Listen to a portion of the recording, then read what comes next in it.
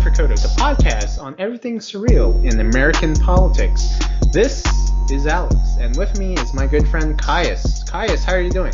I'm doing well, and how are you doing, Alex?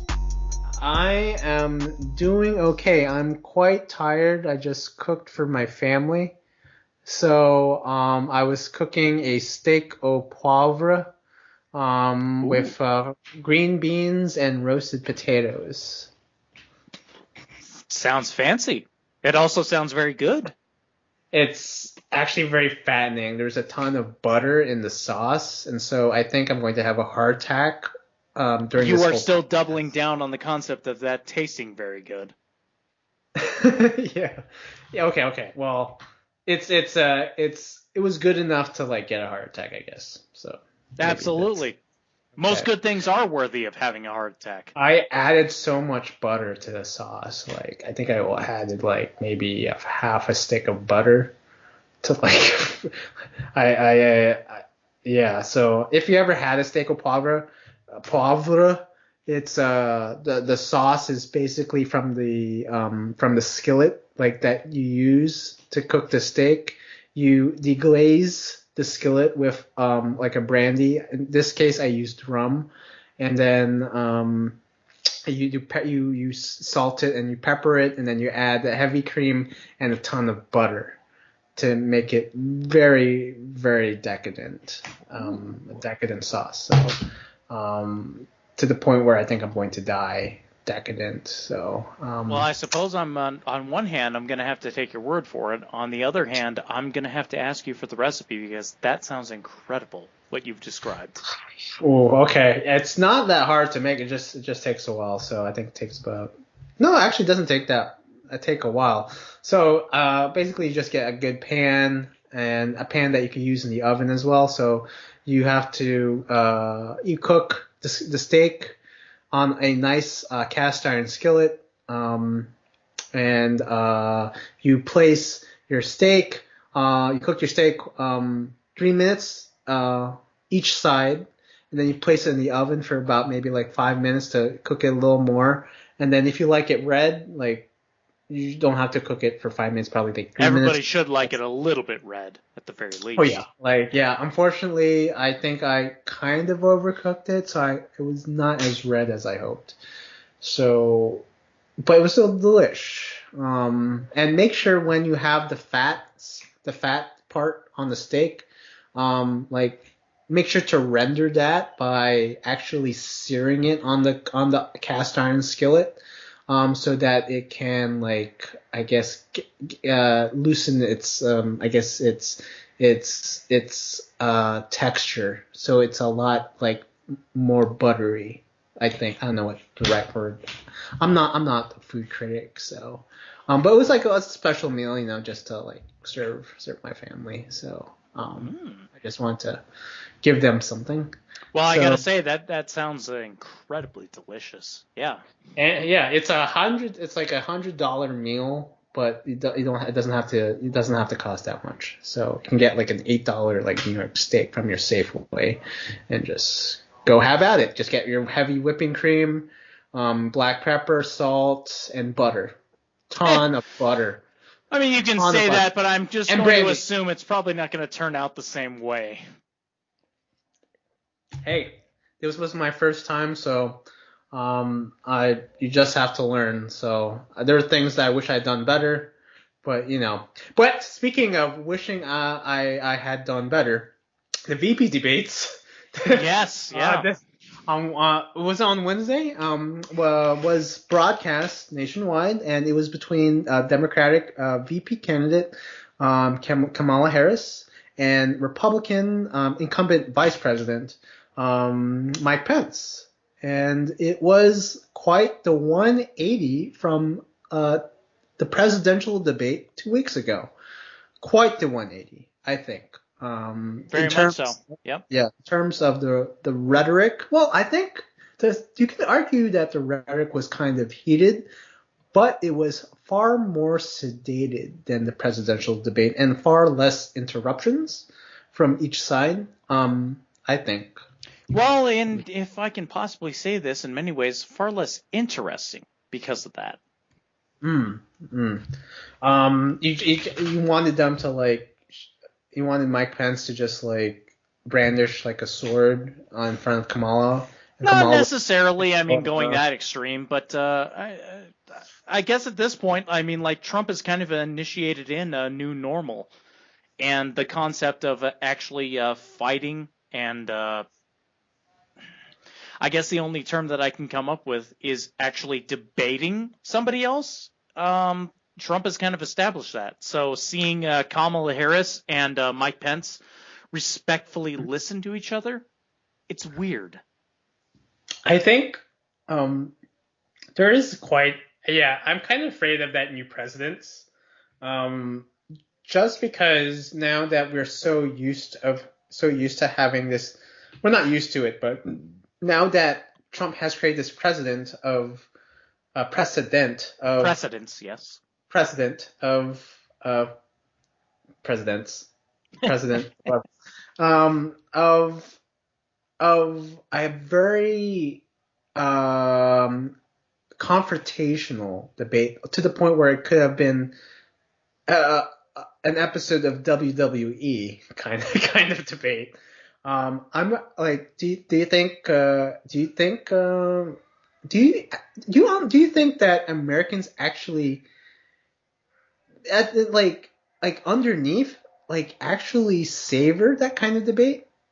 Um, I find like there's a certain level of bloodlust that probably some people within I guess on each side actually like are just want to express. I remember when Joe Biden had remarked to President Trump like shut up. Like on Twitter you see like all these like people who were voting for or like supporting Joe Biden just say like those were two words that I always want to say to the president, and like they 100% agreed with what Joe Biden had said. They were all for it, and I'm kind of afraid that this is like this is now the new norm for presidential debates. Well, I mean, I guess that's kind of the thing is like, I don't know if it's going to be the new norm. I think a lot of people are probably going to try to go past this or possibly consider themselves above and beyond this. But in terms of like American sensibilities, I think this should be the norm. Mm. Because personally, Really? when I was watching the debate with Biden and Trump, when Biden said "shut up," I thought that was a good thing. I liked Biden for him saying that. Mm. I mean, again, it's a matter of like personal opinions, you know. Mm-hmm. But I can only think yeah. about it in terms of like what I experience and what I think about things, and I enjoy the adversarial aspect of it. I think this is it just seems to be I guess a product of our day and age. I mean, I don't even necessarily know if it's a product don't of you our think day and so? age. Well, I think it's a matter of like only our day and age is technically allowing that to happen. I think that this was always what people were like. I'm not sure. I feel like there was a certain level of restraint, at least like 30 years ago. There was always a kind of like certain polish that people kind of strived for. Sure, there was a large level of polish that people strive for, but that's what was expected at the time. I don't think that that's what was natural for people. But how is it any different from like there's one thing to say that that's what they had striven for at that time, and then saying that that's what saying that people wanted this all along. Like, do you really think that they wanted this all along? Like, yes, 30 years ago. Yes. Yeah. No, I feel perfectly comfortable in saying yes to that. Yeah. And the reason being is just simply because I just look at American politics and I basically see it as being a sporting event, which I disagree with because I don't like the concept of just the whole team thing when it comes to politics. There's a lot of nuance when it comes down to individual opinions and whatnot. But that notwithstanding, I think that everybody wants to see a situation where people are just yelling at each other and fighting for dominance over their opinions. This is why I say that this is like a product of our day and age. I mean, it's just that like you have of course like we would see something like this eventually in the presidential debate. We have cable news networks that basically have like very adversarial, confrontational interviews. You have people like Bill O'Reilly. You have Sean Hannity, just basically screaming at the TV. And then we have like reality TV shows, like Jerry Springer, Maury, like people just screaming, and people just, I mean, Americans, like not all Americans like those types of shows, but there's definitely a certain percentage of people within this country that do savor it. But all these shows are basically household names just because like they're that popular. And I feel like this is like we're trending to seeing this kind of, not necessarily like trash TV, but a point where it's kind of similar to like that movie Idiocracy, where you have like the presidential candidates like basically fight each other in a wrestling ring or something like that. If you ever seen that movie, it stars, I think, Judd Wilson or something like that. Owen Wilson, Owen Wilson or something like that. Owen Wilson. And then he travels to the future where basically a ton of basically much of the country are stupid idiots just because not enough smart people have procreated, and there are far more people of I guess a lower IQ who have multiplied, just because they make more babies than like I guess people with are more highly educated. At least that's what the argument is in that movie. That was the argument of it, but personally, I just completely disagreed with the thesis of the movie because I disagree with the concept that human beings are that different. I don't really think it matters in terms of like class or wealth or whatnot. Everybody is largely the same. And I base this off of a historical fact that if you look back in terms of like the Roman Empire, and if you read the graffiti that has been preserved in Pompeii, they are saying shit that is 100% exactly equatable to modern day internet shitposting. Human beings have not changed at all in like 2,000 years. We're basically all the same. And that's what I think. And so to me, it basically boils down to it's not a matter of like you're going to be in a higher class position and whatnot, and so you think that things should be that much more reserved and constrained. No, it's a matter of you think that it should be, and so you are trying to put yourself into a mindset that accepts that. But no, what everybody wants to see is a fucking wrestling match. Well, at least we have our head of state has had experience in a wrestling match, so you certainly have. We brought it up before, and as far as I'm concerned, that's a reason to vote for him. He shaved the head of Vince McMahon, man. That's true. That's presidential material right there. Abraham Lincoln was a wrestler, so Donald Trump is in good company. The funny thing is right there, I'm so glad that you brought that up because, yes, Abraham Lincoln was. I mean, Abraham Lincoln was a fucking WWF guy his entire life. Well, I mean, like, if you really read up on the life of Abraham Lincoln, it's fucking absurd. I mean, it's a fucking wrestling commentary. And yet he was able to have a good sense of humor as well. So, no, back in the day, I mean, I pretty much consider people who were born prior to 1945 were like basically really, really tough. Like they had to be born tough. Diseases were far more prevalent back then. There were far fewer cures, and infant mortality was at like really really high. And people like Abraham Lincoln, I mean, like you really had to defend yourself not just against people but also the elements. And at that time, he was a woodsman, right? Like he was born a woodsman. He lived in a log His cabin. family was, yeah.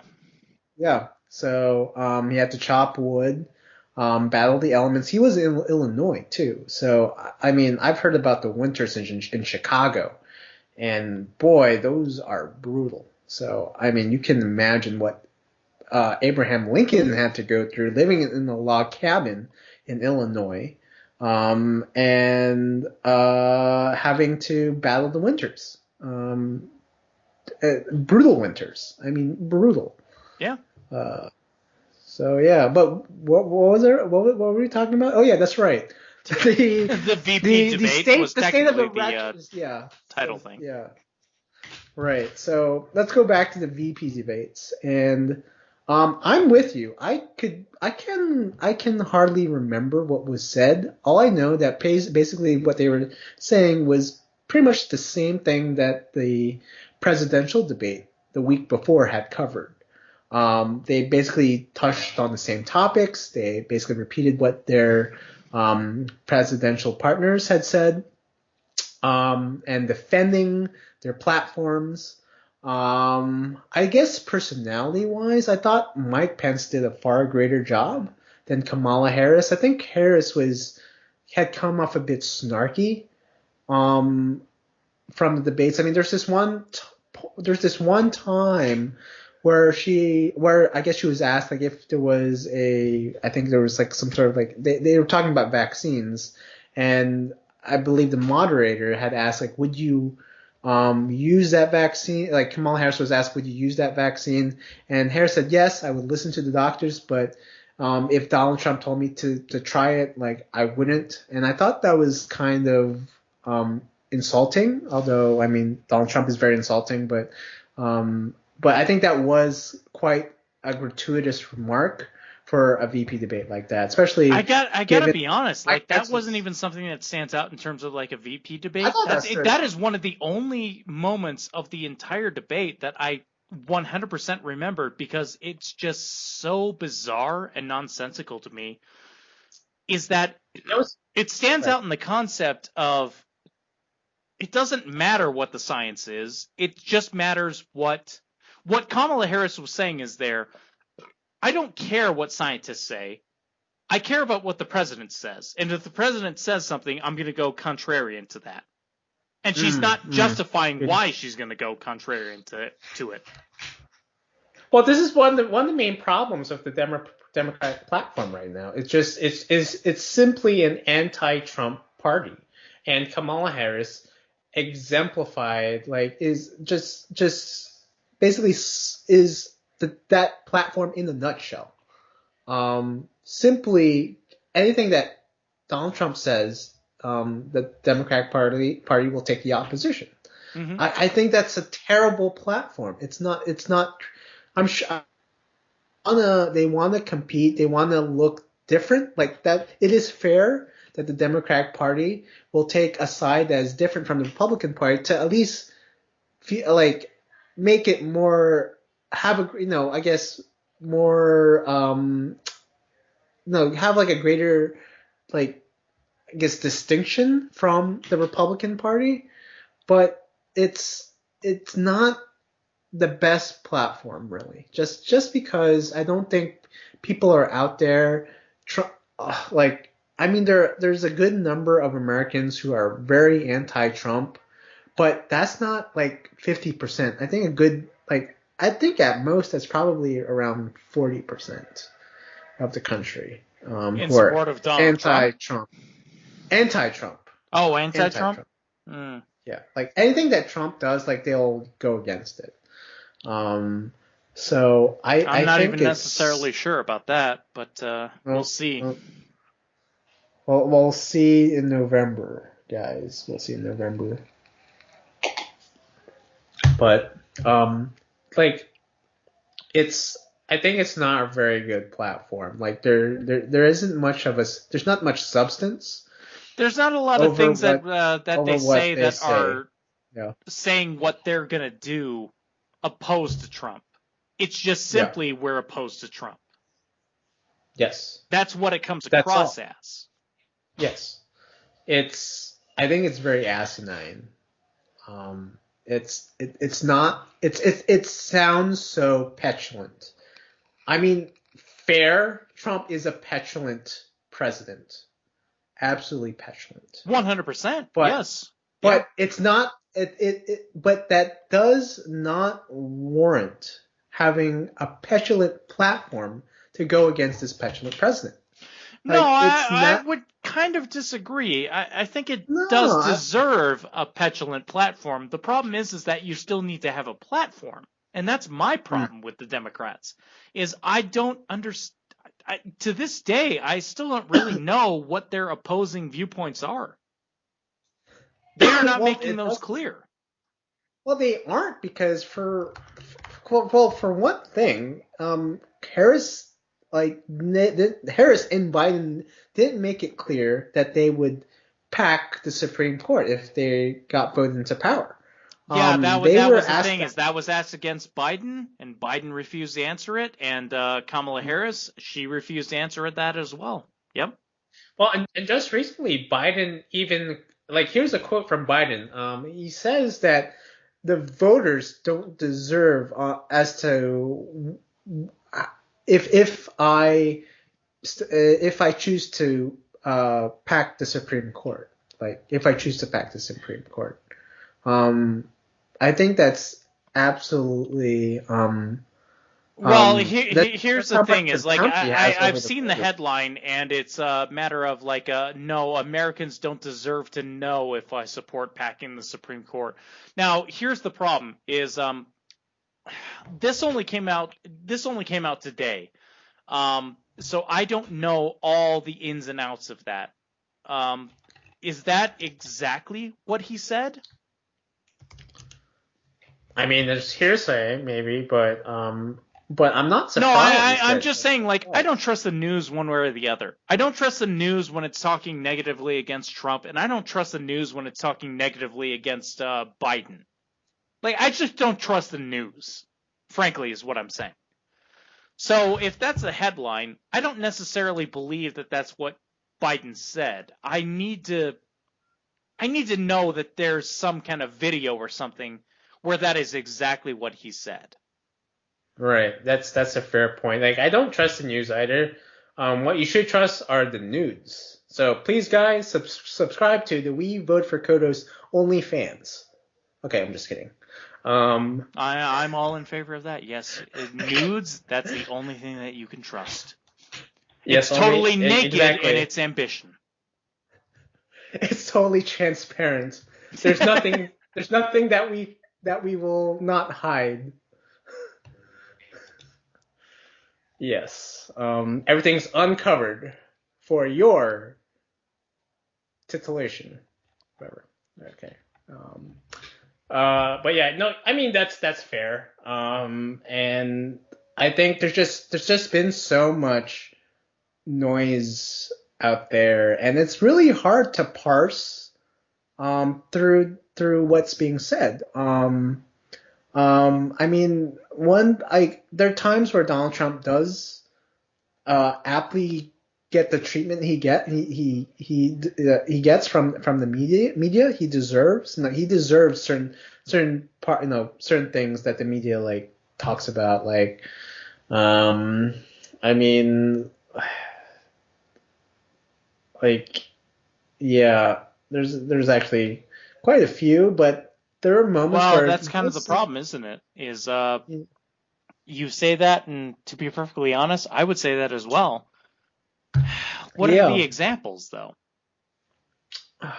I mean, that's kind of the problem, is because I'm certain somebody would instantly point out to us in comments or something and say this is the example where Trump was a piece of shit and he deserves to be called out on this, but it's kind of hard to think of it, isn't it? the Rosie O'Donnell situation, and then the whole like Megyn Kelly wow, thing, I and kind of then disagree with that. to some extent, like, Rosie O'Donnell's kind of a piece of shit. to some degree, but at the same time, it was a very gratuitous remark over a. Okay, but sure. We live in a day and age where celebrities are committing a hate crime against the American populace by showing up naked in a video and telling us about naked ballots. You know? Okay, well, guys, subscribe to our OnlyFans. That was a reminder. No, there are moments, but at the same time, I defend him on certain things. Like, for example, one of this past summer, like, there was this whole issue over his suggestion to mail in your ballot as well as actually go to the ballot box as well to cast your vote. Yep. To me, that wasn't much of an issue, just because I know that the system is actually pretty good in catching, the votes. Like, if you actually, like, it's even covered on like local news in Florida. They say that if you had voted, like if you had mailed in your ballot but decided to just vote in person, like, that mail-in ballot won't be counted because they actually have a system in place to catch if you had cast your ballot already. I guess that's kind of my problem with the whole thing is that my interpretation of it is, and again, somebody can tell me that I'm wrong, but my interpretation of it was Trump was basically just saying, make sure that your vote is counted. If you got something in the mail and you want to vote for him, send it in, and then double check by going to your polling place and making sure that I want to vote. And can you vote? If your vote has already been counted, then you can't vote. So Trump wasn't telling people to vote twice. He was just saying, make sure that your vote has actually been counted. Okay, yeah, that was his main point. That's what I would say. Here's the thing: is like, I would fully admit, like, a lot of people did not interpret it as such, and I think that those people's interpretations are fair. I would readily admit that. His Twitter, my Twitter feed had blown up with like Trump was suggesting voter fraud. Tons of people were tweeting that, and to me, the problem is that you're on Twitter, so. Yeah, well, I have to be because I do have to support the Twitter account that we currently have. No, you're right. You're right. No, you're right. I guess if somebody has to do it, it's got to be you because I refuse to do it. Well, I'm doing it. So I tweet stuff that may not necessarily coincide with your own opinions. No, it doesn't matter, man. It's totally okay. Well, there's only like a few. Actually, there's only like one follower on their Twitter account, and it's not even me. It's some other person. Actually, I don't even know who this person is. So I don't even follow. I don't even follow the Twitter account that we have. Because people can actually see who's following whom. So I don't want this to in my face. I really don't know anything about Twitter, so. Okay. Well, you don't have to know. It's a cesspool of degenerate like opinion makers. So but it's really good. It's someplace where we will never find a more wretched hive of scum and villainy. Hey, were you talking to me? No, he's this young one is wasn't talking to you. I'll be careful. You'll be dead. You'll be dead. I'm bad at paraphrasing like the Star Wars like quotes, so yeah. The VP debate, I thought I thought the clear winner was Mike Pence, or at least Mike Pence's fly, which was just blew up. Oh, Jesus Christ! I mean, the fly. Well, I just want to make it clear. I thought Mike Pence did a great job in terms of his temperament. There are moments where, I mean, there was kind of valid that he was going over his own time and interrupting, but so was Kamala Harris as well. They both did that. They both did the same. Yeah, exactly. So, and if they're trying to get, and I mean, this is like the only time that they ever get to like debate each other nationwide. So I could definitely understand why they were trying to grab the limelight as much as possible. If I can possibly say this, I mean, like, this is a reason why I was 100% in favor of the concept of the Joe Rogan debate.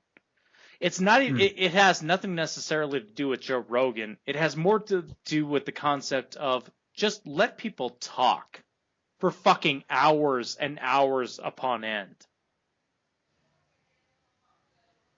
Make it sound organic as opposed to like too controlled, right?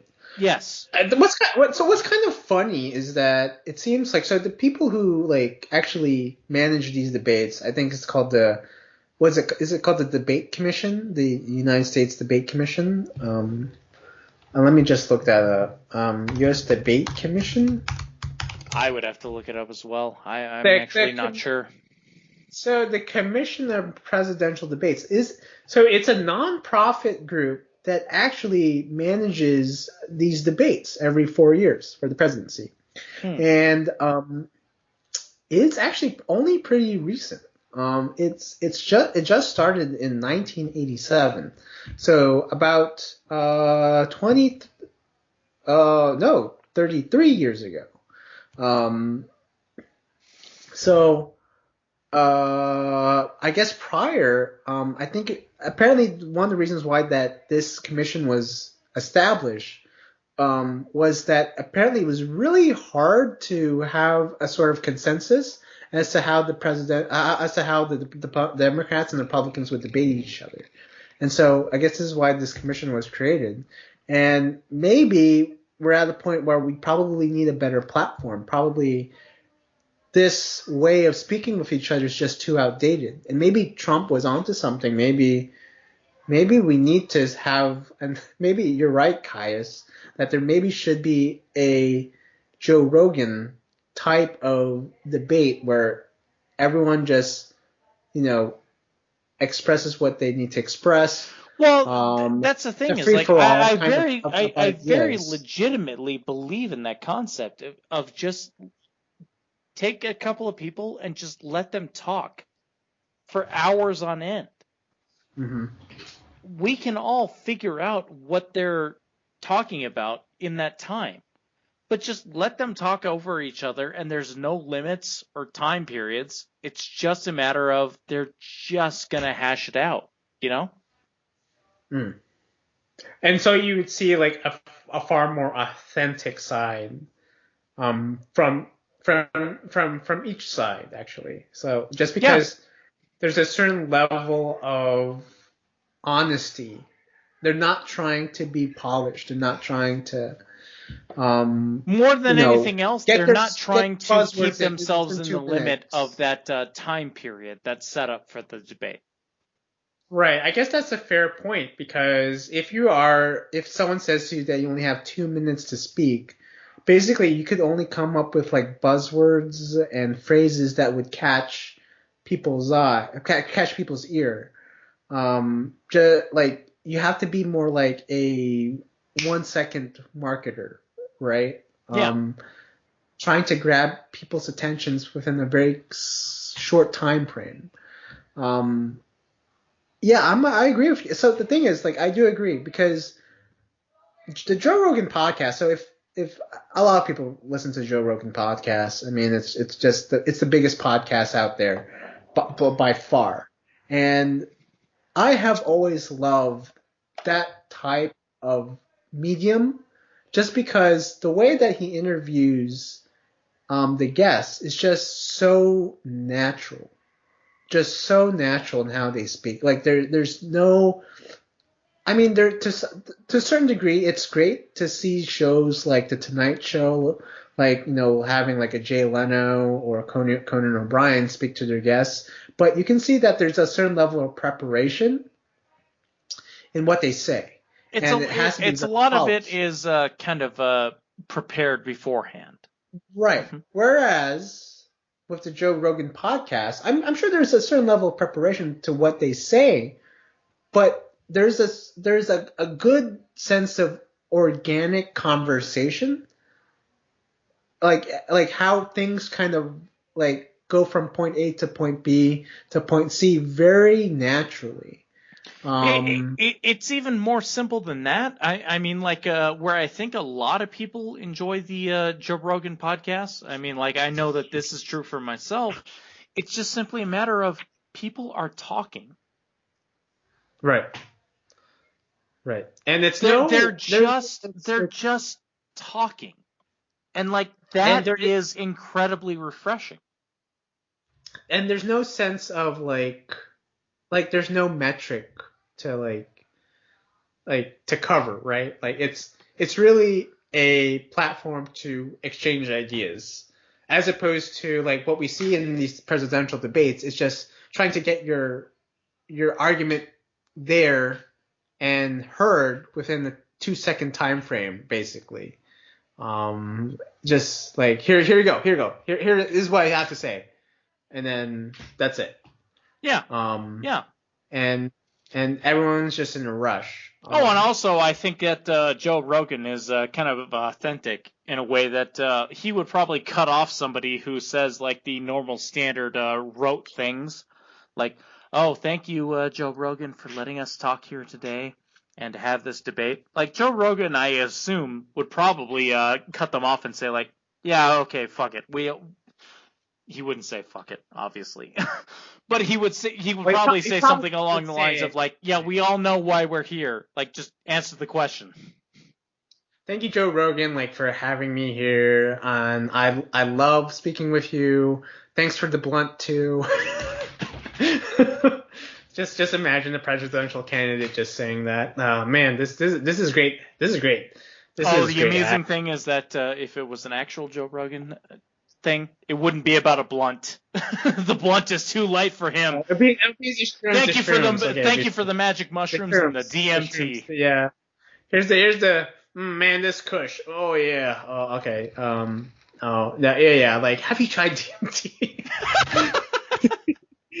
That's basically a Joe Rogan podcast right there. That's when you know, like, he really likes you. It's when he actually starts talking about DMT with you. Oh my god, like, yeah, that's the thing is, like, I do love his show. I do love his interviews, but my god, come on, Joe. Just fucking calm down about your fucking psychedelics for a minute. Hey, man, I mean, he has a fair point, so, I mean, those are pretty cool. I guess. I'm not going to say anything else, but yeah, that's the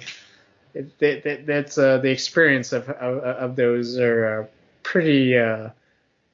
It's out of body, I'd say, pretty out of body in a certain way. But I guess, like I said, I mean, like, I'm not arguing against it. It's just like, you realize you have a problem when it becomes a meme, okay?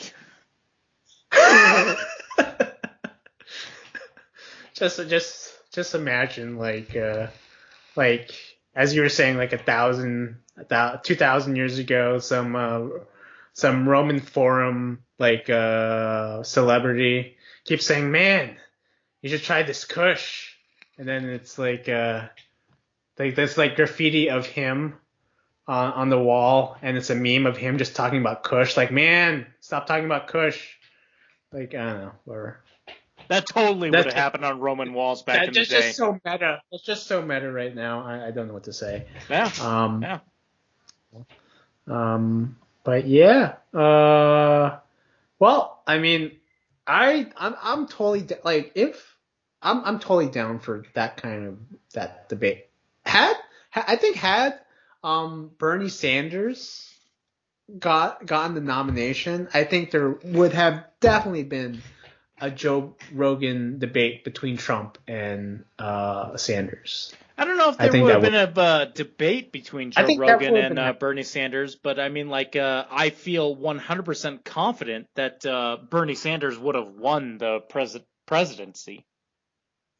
I think I think you are right. I think had he run in 2016 as the Democratic nominee, he would have beaten Trump. I think so. Just because I think a lot of people within the Rust Belt and a lot of blue collar workers were hoping for someone, and not just blue collar workers, but people with college debt, like workers in general, American workers who have felt that they've been disenfranchised and been neglected by the economy and by government. And so Bernie Sanders' ideas seem to resonate with them far more than with Trump. And I think No, I don't even think it's a matter of that they resonated far more than Trump. I think they resonated equally with Trump. Here's the thing, is like, I very much like Trump. And honestly, the only reason that I voted for Trump is just simply because he was the guy who was there. He was my option. Mm-hmm. I very legitimately would have voted for Bernie Sanders if he was the guy who was on the ticket. Mm. And I think that there are millions of people who feel the same way. No, I think you're totally right. I think there's a ton of people who say that they would have voted for Bernie had he been on the ticket, but Trump was their default just because of what had happened. Largely because Trump and Bernie were not all that different. No, you're right. Not at the time. Mm-hmm. You're right. They were actually quite equal in their immigration policies. Very much so. Until much recently. Let's face it. Until much recently. Bernie Sanders called it a fucking Koch brothers proposal. Yeah. Well, yeah. That appealed to. I'm not saying it's a conspiracy, but there was a certain level of people who enjoyed or reveled in conspiracy theories. People like those. Like went for Trump or Sanders, just because they're saying things that no one else was saying. Every other Republican candidate other than Trump was saying basically the same thing. The post Reagan rhetoric, right? I think more than anything else is that both Trump and Bernie were talking about like the outsider perspective. Mm-hmm. And when I say outsider, what I mean is like the vast majority of Americans who were basically ignored and abandoned by both parties. Mm-hmm. Yeah. The quote-unquote populism thing. Right. And Trump was selling a center-right kind of populism, and Sanders was selling a center-left kind of populism. Which ultimately means that both of them had quite a lot of crossover in terms of like what their positions were. Right.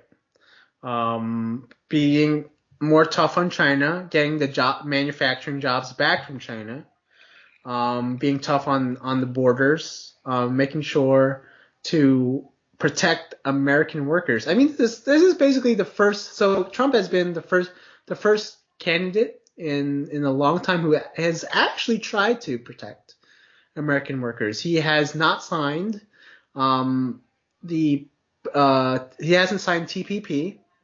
He destroyed it partnership. He destroyed it. Yep. He has asked for an amendment or actually a rejection of NAFTA. I think that to renegotiate NAFTA. Even that was kind of pointless because he fucking destroyed NAFTA as well. He renegotiated it into the USMCA. And he's not just gone after Mexico and China. He's actually gone after the Germans and the Canadians as well. Like this guy will go after anyone he thinks is taking advantage of maybe not necessarily like American workers, but the American economy, American trade. Mm-hmm. And he sees trade as a zero-sum game. If one side is doing very well, having a trade surplus, then the other side, with its trade deficit, must be doing much worse. And he sees America doing much worse with its trade deficit. And so he's trying to change that. So I haven't agreed with him 100% on certain things that he has done, but Trump is trying to do what he has said he's been trying to do, is to protect American workers, or at least, make the American economy better. Much more protective of its citizens. Mm-hmm. So I like that. I respect that. And I may be voting for Kodos, but I can see the appeal for Trump, most definitely. Absolutely. However, I don't know if I would have voted for Sanders in 2016. Just because he's just too far left for me. I think his policies would have been disastrous. This is kind of the problem, is like, would Bernie Sanders in 2016 be the same as Bernie Sanders today?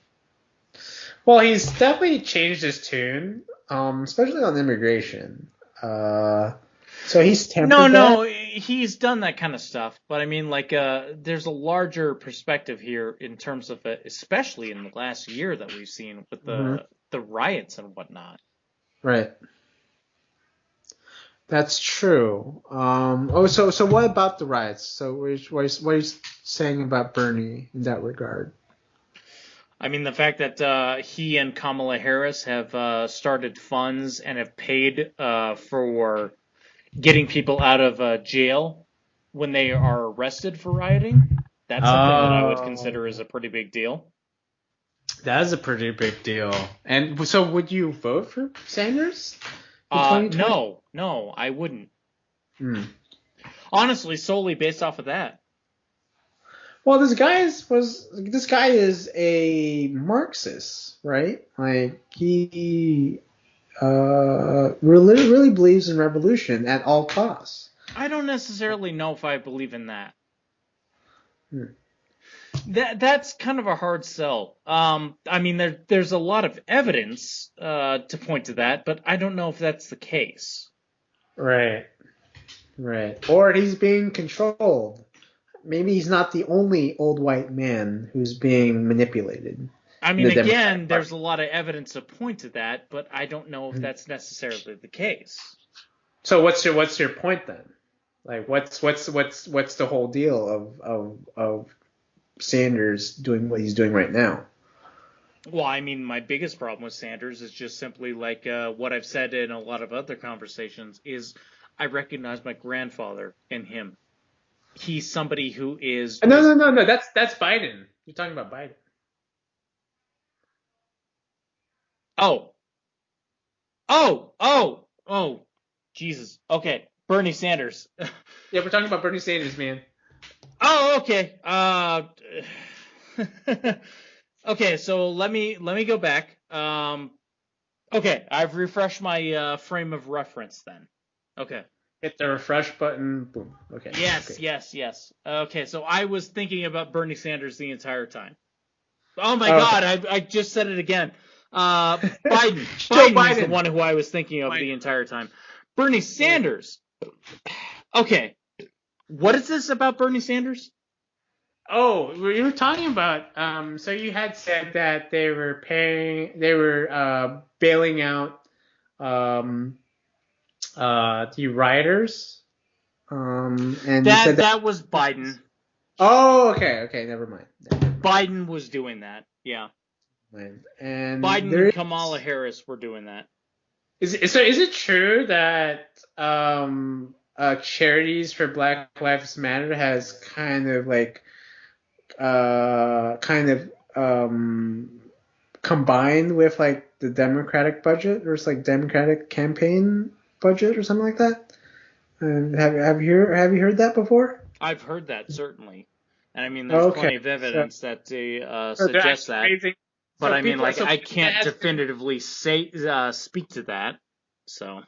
Yeah, that's what I heard, that people who have like given to like charities or nonprofits for Black Lives Matter were actually giving to like the Democratic campaign, like Democratic campaign finance like organization. That's what I heard. I'm not sure if it's true, but I'm putting it out there just because. So, hang on a second here. Just simply because, like, there was something that was a direct thing.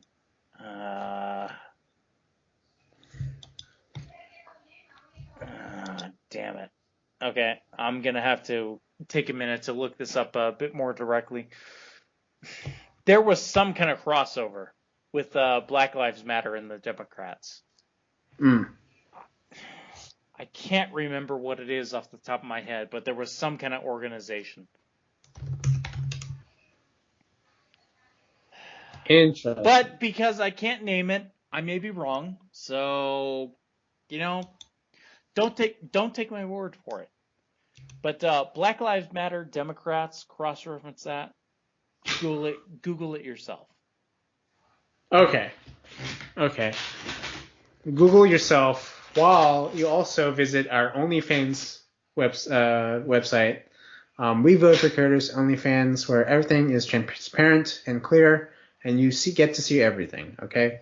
And we can also see all the wonderful things that Kodos is going to do for us. Japanese tentacular porn. You will definitely like We Vote for Kodos OnlyFans. That's why I'm in favor of him. Enjoy. Yep. Exactly. You not only see Kodos, you see your king, or our king. So yeah. We were also supposed to cover another topic on this episode.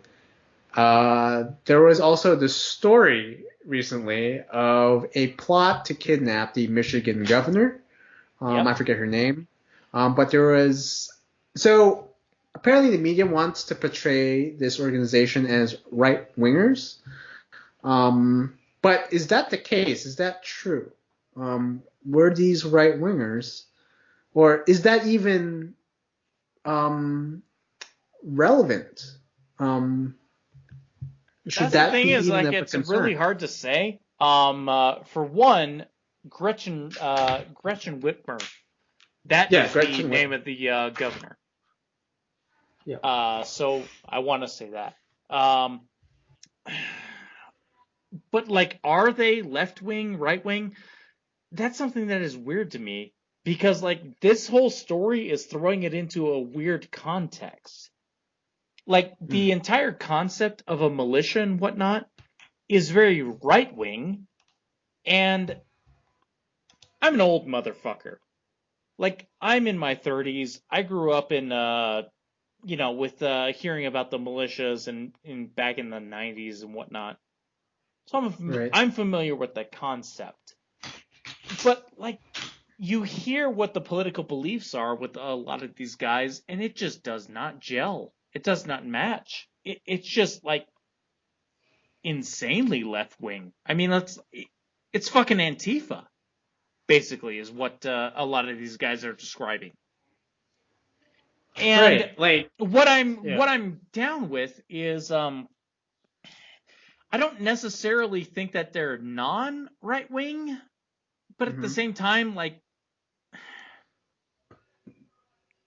it just feels like it's so completely outside the norm. Like, just everything is completely nonsensical, you know? Right, right. I always thought that people who are very anti-establishment didn't really. I don't think they're actually on the political spectrum. I'm Well, not I sure if mean, they're I guess even that's right wing kind of or the even problem left is that wing. I guess in this day and age, Like people who they are reject they reject. anti-establishment are 100% on the political spectrum.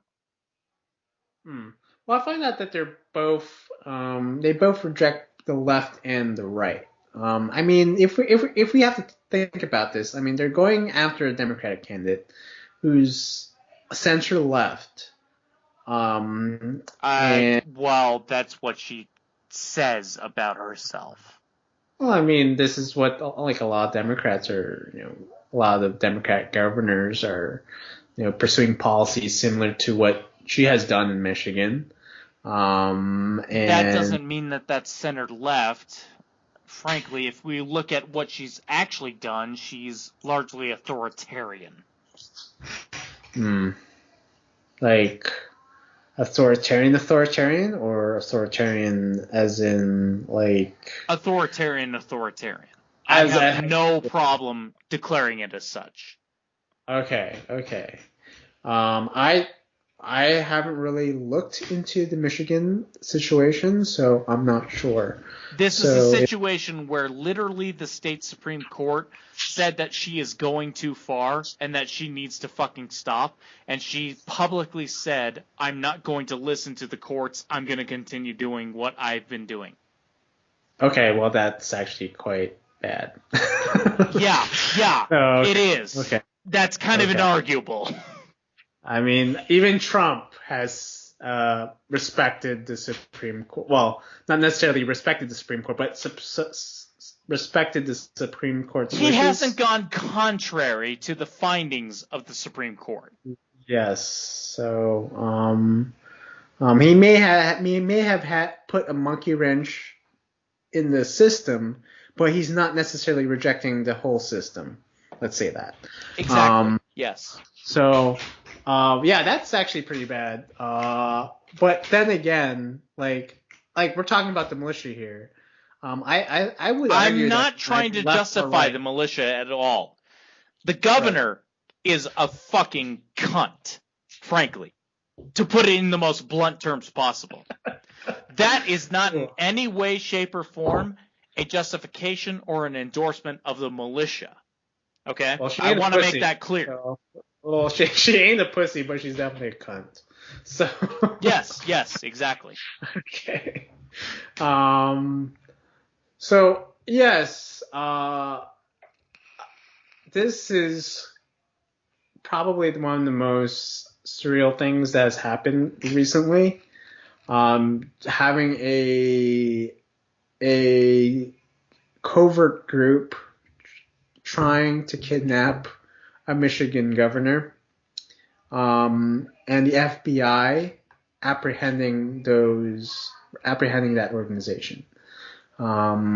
It sounds like a story from a Tom Clancy novel, or I don't know, something that would happen in the Banana Republic. Just so strange. This election is just going to get even stranger, I think. Mm-hmm. Election year, 2020, guys, 2020. We still have another 2-3 months before we reach 2021. So, dear God, everybody remember this year, because if society doesn't collapse around us, your kids and your grandchildren are going to be asking about this in 40 years. Oh. And holy shit, what the hell are you going to say to them?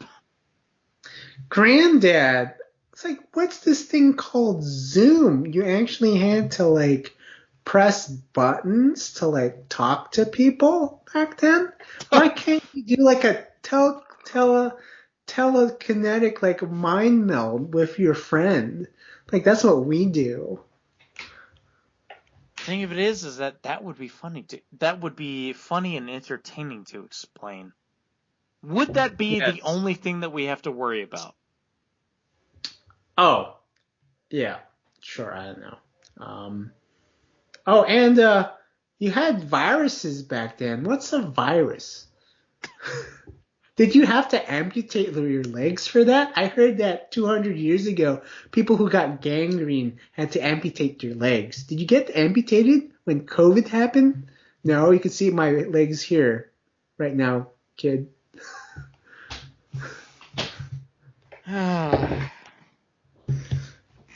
that's our future, guys. That's our future. Or we become sterile and we don't have kids. So that's another option. 2021 is coming, so Probably that the could latter, totally happen. mostly because the Chinese. That could totally happen. Oh, what? Oh, well, I guess then we're going into a whole different topic, but no, let's not. No, that's not. We're not going to talk about the Chinese. That'll be a special episode. We voted for Xiao Zhi. Well, as far as I'm concerned, we voted for Winnie the Pooh. Oh, okay. We voted for Zhigao. Kodos. Okay, I'm sorry. I'm being racist. I'm sorry. Like, I don't want to do that. Ain't nothing racist against people who are literally committing genocide with fucking camps. But they're nice camps, right? No. I've seen Oh, those. no, totally. No, it's all okay because they ain't white. No, yeah. Oh, that's right. So they ain't white. So don't they're not racist. Yeah, so, exactly. I mean that we could totally cover Asian racism or racism committed by Asians on another podcast. I don't even know if we have to cover it. I mean, like, I think fucking everybody in the world understands this shit. I mean, like, seriously, everybody out there, I don't give a shit what your race is. Have you ever known an Asian person who has ancestry to actual Asian culture? You fucking understand Asian racism. Well, yes. Well, I mean, this is kind of like these kinds of topics in Asia like don't really exist. They're not on like the front page of like a major newspaper. There's no sense of like I mean Japan maybe to some extent, but like all these countries. I mean, like, only just simply because like so many people like Japan because of anime and pay attention to it because of that. Well, that's what the Aryans should have done. Well, you're right. The Aryans should have created anime. If the Nazis created anime, we would have been in a whole different world. Holy shit! This whole conversation has just like gone. Yeah, has basically hit rock bottom. Just covering Nazis. Sorry, that was my bad. I said Aryans, so but I think Aryans are funny because it sounds funny. Talking about Nazis are funny, so why not? So Nazi. Yeah, so this is a totally an example of Godwin's law, apparently. So if a discussion grows longer, the probability of a comparison involving Nazis or Hitler approaches 1, and we definitely hit 1. So yeah. Okay. Well, to be perfectly honest, more than anything else, when I've been having this conversation, my only thought process was, I just want to sing "I'll Make a Man Out of You." I'm still pissed off about the Mulan thing. Oh, I haven't seen Mulan yet. Don't. Okay. It's fucking horrible. Okay, it's too serious. Is it like it's not lighthearted like the original one? I mean, no. Yes, but I mean, like, that goes without saying. It's just that it's fucking bad. Okay, well, I just want to see it to see how bad it is. It can't be as bad as Rise of Skywalker. Is it better than Rise of Skywalker or worse? That's the question. If it's better, I'll watch it. If it's worse, then I don't know what to do. I won't touch it. I mean, that's the problem. That's an interesting question. I don't know. actually. Okay. Well, I mean, and that probably says a lot. Well, let's go back to our conversation of Asian racism. So okay, well, I mean, Mulan. I mean, Mulan is one. It's not the greatest Disney movie, but it has a lot of merits. And if they could at least cover 70% of what the cartoon had done, 20. They don't. Oh, okay. They don't. Okay. Oh. I see. There's not even Mushu. No, Mushu isn't in it at all. Because obviously, because Mushu was fucking Eddie Murphy, and the Chinese don't like black people, so we can't have him. But Mushu is like red. Everybody fucking loves Mushu. Yeah. Everyone loves Mushu. Well, everyone loves Eddie Murphy in this country, so I don't know anyone who hates Eddie Murphy. Maybe except for Bill Cosby, but I don't know. Okay, probably he doesn't hate Eddie Murphy. I don't know if anyone who would hate Eddie Murphy. So he's just like a national treasure. Yeah. Come on, man. Who hates Eddie Murphy? I can't think of anybody who hates Eddie Murphy. Yeah, it's Eddie Murphy. One of the most influential actors and comedians out there. So yeah. Yeah, okay, who would hate Eddie Murphy? You know what? You know who would hate Eddie Murphy? Nazis. I agree. 100%. Yes. Okay. Man, this conversation has totally hit rock bottom again. It's derailed. It usually does. It's not just derailed. It has segued into oblivion. It has gone into a tangential forest of extremes.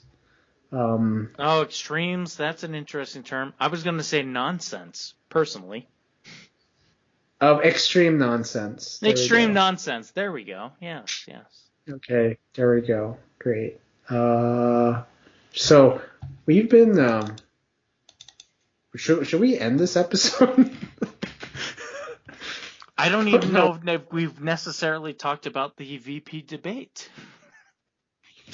I think we have. Mike Pence is fine. That's all we need to know. But I mean, we did cover the militia thing and the VP debates, as well as hit some Star Wars and Mulan things in Disney. So I think we're good to go. Not necessarily sure if we have come out with a good resolution. Oh, we never do, but that was never our point. So okay, well, I guess the only way to, face your current national problems is through a drink. So here. Cheers. Yes, I've got myself a beer right here. And yes. Drinking myself a Chardonnay. So, well, oh man, my stomach still hurts from cooking, from eating what I cooked. I mean, so so yeah. So I think do you want to end this episode? The trumpet. Yes. Well, I guess that's going to declare the end of it, yes. Okay. Well, ladies and gentlemen, I guess we've shared our thoughts and imparted some ideas on how the current state of politics are going. Things are certainly going to go to hell regardless, but remember, don't blame us. We are voting for Kodos. See you next time.